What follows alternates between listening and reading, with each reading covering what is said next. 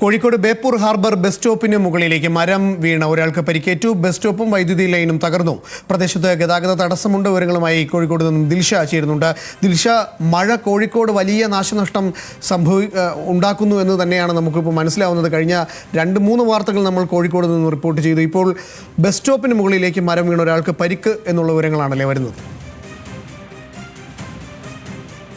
രാവിലെ മുതൽ തന്നെ ജില്ലയിലുടനീളം ശക്തമായിട്ടുള്ള മഴയാണ്.